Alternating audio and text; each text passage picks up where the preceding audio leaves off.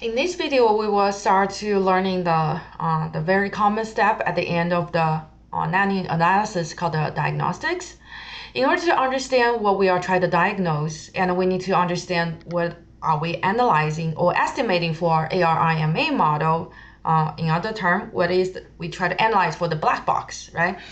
So in general, after we learn so far, you know that the whole Box-Jenkins model is literally just about understanding should we including MA term, AR term, or I term, right? So therefore, the whole estimation is trying to understand should we use MA model or AR model or ARMA model or ARIMA model.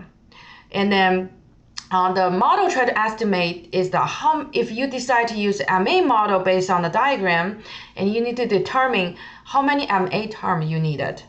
So the number of the MA term is denoted by Q, divided by Q. And then the other one is if you decide to use the AR model, and then you need to define how many AR term you needed. So the number of the AR term is denoted by P. So if your model is not, if your time series data is not stationary, and then you need to introduce in the integrated term, which is I. So how many what degree of the integrated you needed? So the degree of the degree of differentiation is denoted by D. Okay, so when we are sending our model, our time series data to this Box-Jenkins model, so everything come out, if we define the model correctly, should be white noise, right? Should be white noise. That means the white noise will no longer need to see the spike in the ACF chart or PACF chart. Okay, so now to look at how this process look like, Box-Jenkins methodology, and we can see that at the very beginning we have our time series data, so we only need one time series data. We don't need any explanatory variables. And then based on the PAF chart, the ACF chart or PACF diagram, and we are able to identify if we need to use ME model or AR model or ARMA model. So if the data is not stationary, and we need to consider introducing the I term, right? So we always gonna have this a tentative model. And so after we have this tentative model, we send the model to the software. And then they will do the estimation to do the intended estimation. So if this black box, the tentative model we identify is correct, when we do the diagnostics, we will talk about more what method we can do diagnostic. We're telling us, is this a tentative model is right? So if the tentative model is right, we can go ahead to use the model to do the forecast.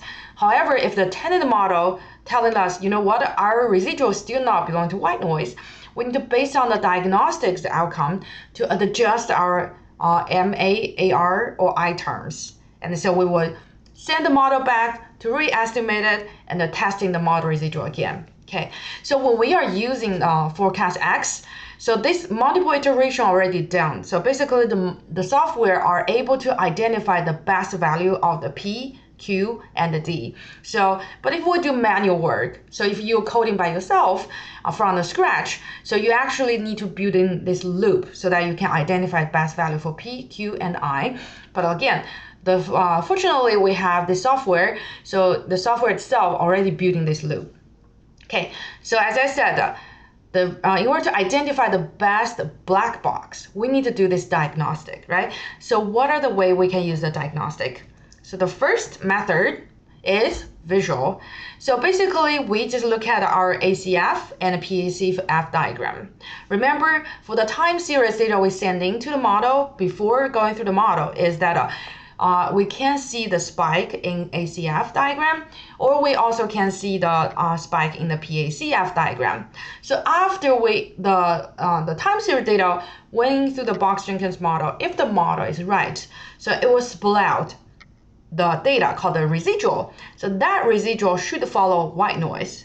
So what does white noise means? So the white noise means we're no longer able to see the spike in either ACF diagram or PACF diagram.